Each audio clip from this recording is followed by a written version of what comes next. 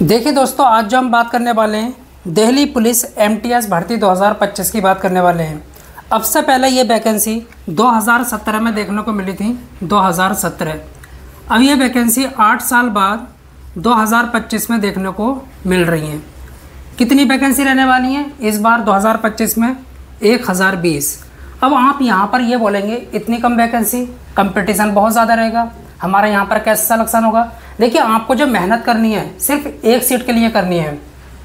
2017 में इसका exam Delhi police conduct कराती थी, लेकिन 2025 में इसका एग्ज़ाम एसएससी कंडक्ट कराने वाली है। जब इसका एग्ज़ाम दिल्ली पुलिस कंडक्ट कराती थी उस वक्त नेगेटिव मार्किंग नहीं रहती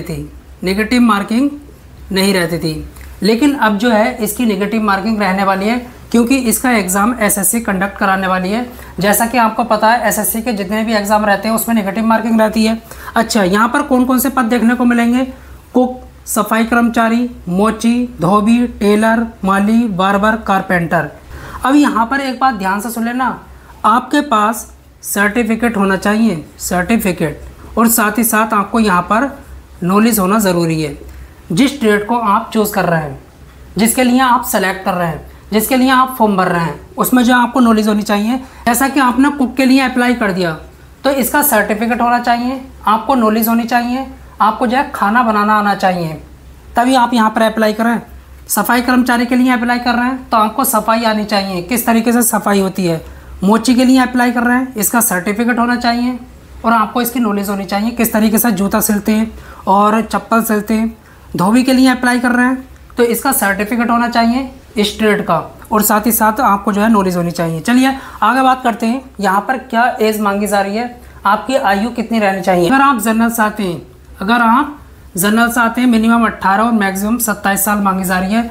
जैसा कि आपको पता ओबीसी वालों को 3 साल की छूट मिलने वाली है, SC ST वालों को 5 साल की छूट मिलने वाली है। आइए अब जो है फॉर्म फीस की बात करते हैं, कितनी फॉर्म फीस लगने वाली है। अगर आप जनरल से आते हैं, ओबीसी से आते हैं, EWS से आते हैं तो फॉर्म भरने के लिए आपके 100 रुपये लगने वाले हैं। बाकी SC ST या किसी भी कैटेगरी की गर्ल हैं या फिजिकली हैंडीकैप हैं तो आपका कोई भी रुपया नहीं लगने वाला फॉर्म भरने के लिए। आगे बात करते हैं योग्यता की। देखिए, यहाँ पर कोई डिग्री डिप्लोमा कुछ नहीं मांगा जा रहा।